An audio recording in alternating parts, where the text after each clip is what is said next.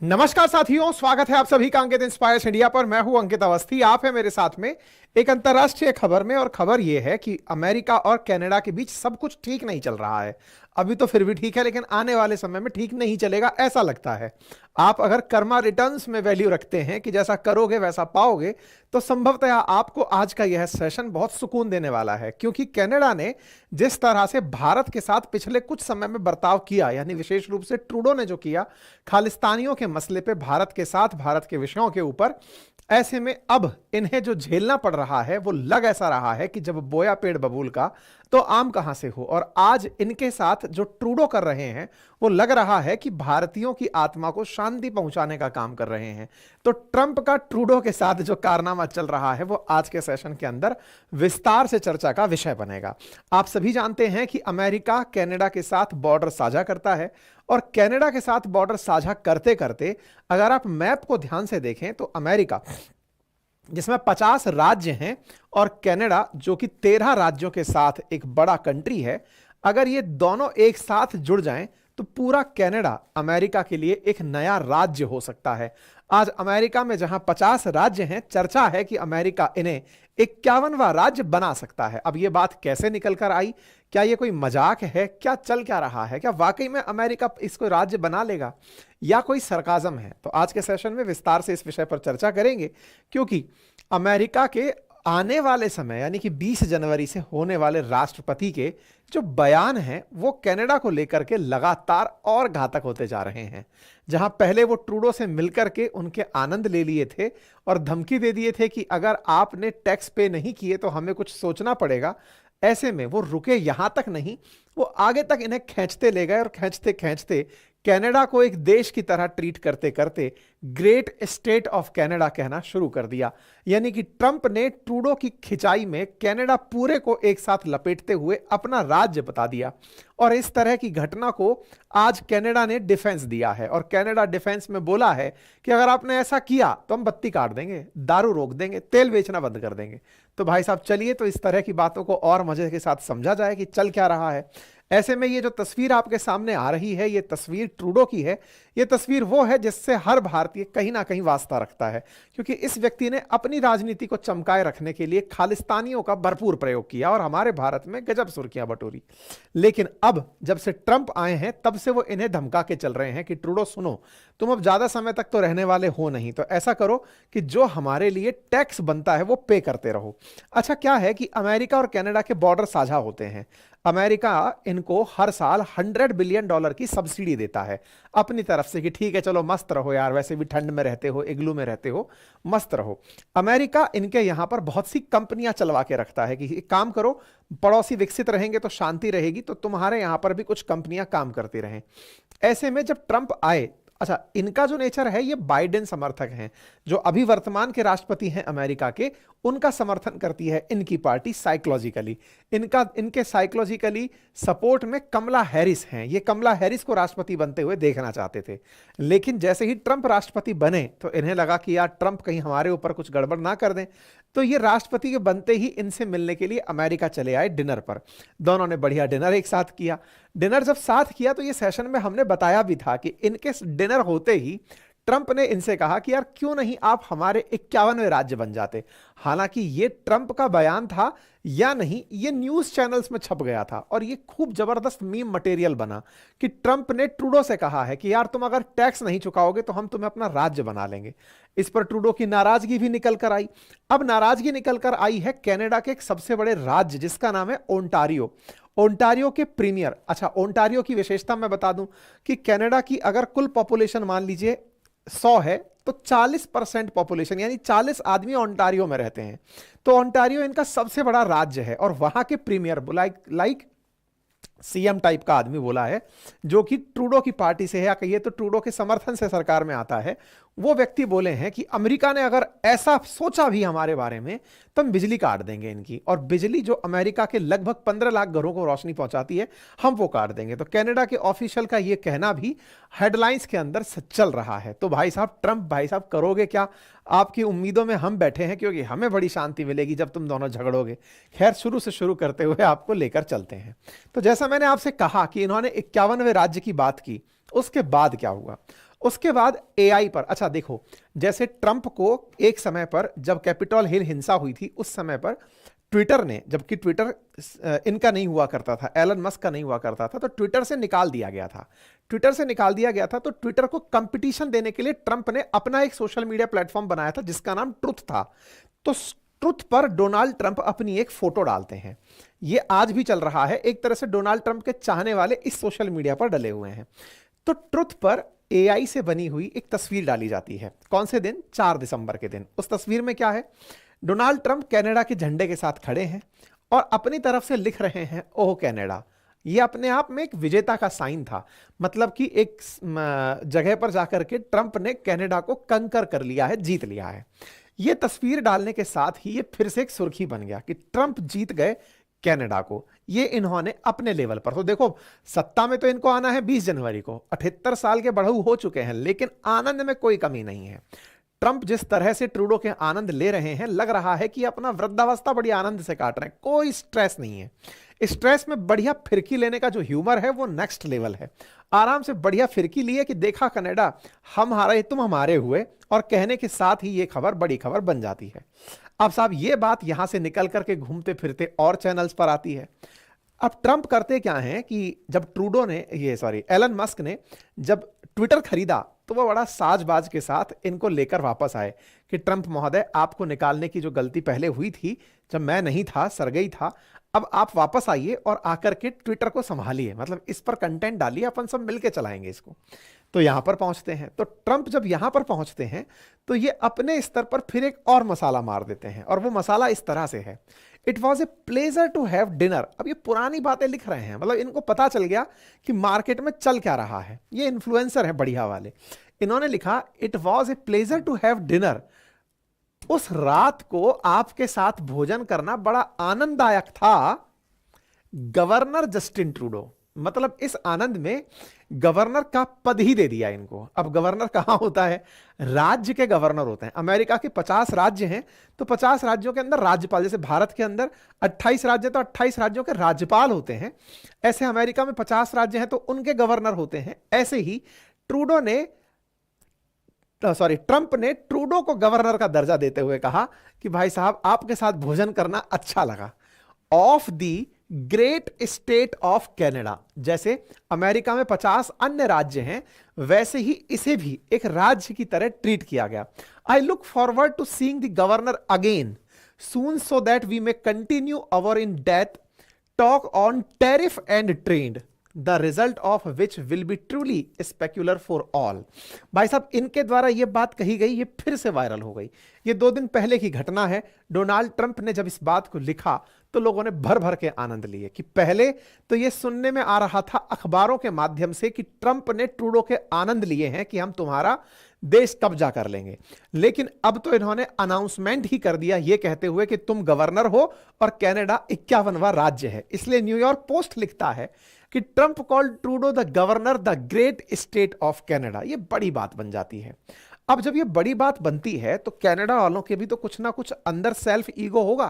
भाई आप किसी दूसरे स्वतंत्र राष्ट्र को, सॉवरेन राष्ट्र को कैसे ये कह सकते हैं कि तुम हमारे अधीन आ चुके हो, और बयानों में इतना जबरदस्त। अच्छा, अमेरिका जैसा देश अगर बोल रहा है तो नॉर्थ कोरिया का किम जोंग उन थोड़ी है जिसका बोलना मायने नहीं रखता। अमेरिका बोल रहा है, अमेरिका का प्रेसिडेंट इलेक्ट बोल रहा है जिसका बोलना बहुत मायने रखता है। अगर वो इतना मायने रखता है और अगर वो ऐसे बोल रहा है तो निश्चित ही कनाडा वालों को भी दिक्कत तो होगी। दिक्कत होगी तो ऐसे में ओंटारियो के प्रीमियर निकल कर आए, उनका नाम है फोर्ड, और वो निकल कर आते हैं और कहते हैं कि अगर ये सब चलता रहा, अमेरिका हमें टैरिफ करके डराता रहा, तो हमें सोचना पड़ेगा बिजली काटने के बारे में। तो Ontario prepared to stop exporting electricity to US, और ये आज की खबर बन जाती है। उन्होंने कहा कि अगर ये हम पर 25% टैक्स लगाने की सोचते हैं तो हम इनकी बिजली काट देंगे। अब ये कहाँ की बात है, कैसी बात है? तो ये है वो जो प्रीमियर हैं जिनका बयान इस समय वायरल हो रहा है। कहाँ के हैं वो समझ लीजिए। तो देखिए, अमेरिका और कनाडा बॉर्डर तो साझा करते ही हैं।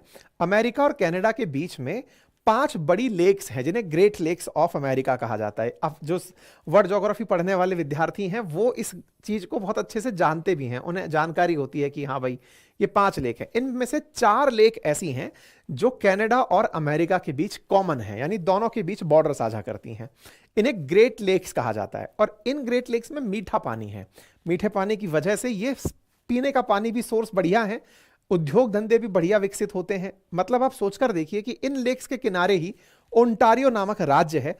ये जो ओंटारियो नामक राज्य है इसी में ही ओटावा है और इसी में इनकी सबसे बड़ी सिटी टोरंटो है।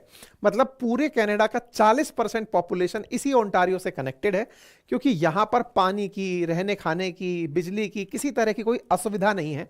अमेरिका से सीधा ट्रेड हो रहा है, तो ये बहुत अच्छे से डेवलप्ड सिटी है। ओंटारियो एक राज्य है कनाडा के 13 राज्यों में से। तो यहाँ की जो पॉपुलेशन है इसको लीड करते हैं ये फोर्ड। अब ये जो पानी है ना इधर की तरफ जो भरा हुआ है, इससे बिजली पैदा होती है।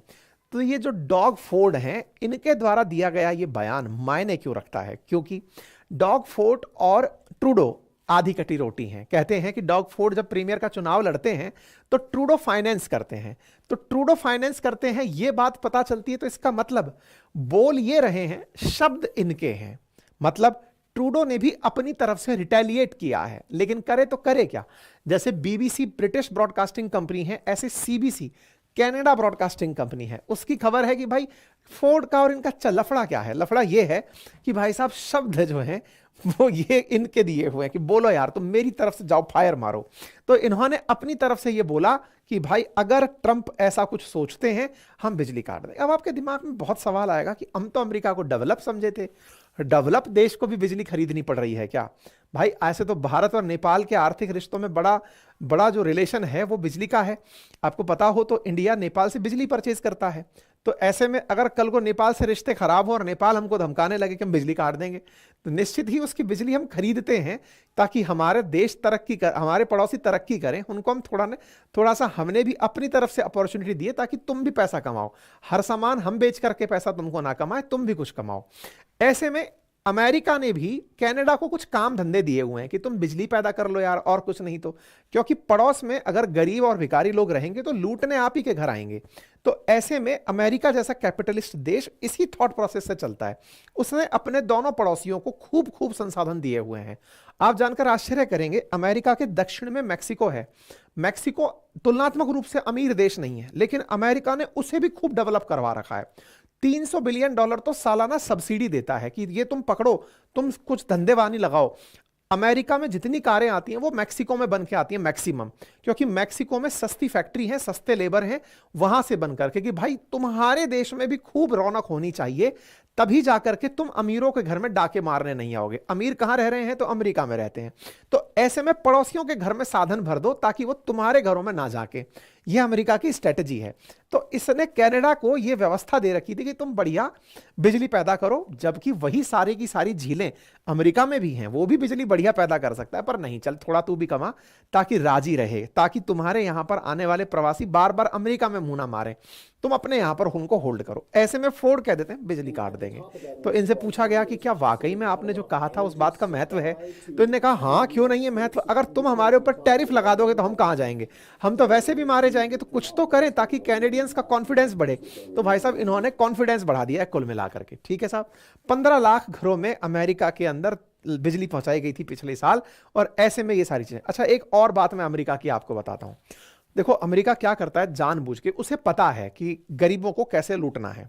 वो सबको खुश रखता है। जैसे हम इंडियंस बहुत खुश हैं अमेरिका से। कैसे खुश हैं भाई? इंडिया व्यापार जब अमेरिका से करता है तो इंडिया पैसे कमाता है। ट्रेड सरप्लस अगर हम किसी देश के साथ रहते हैं सबसे ज्यादा तो अमेरिका के साथ, हम अमेरिका को सामान बेच के पैसा कमाते हैं, बड़ा खुश होते हैं। भारत बार बार सब जगह ये बोलता है अमेरिका के साथ हम ट्रेड सरप्लस में। वो एक झटके में निकाल ले जाता है। बस वो आएगा, 2 ड्रोन बेचेगा, वो सारा पैसा निकाल ले जाएगा।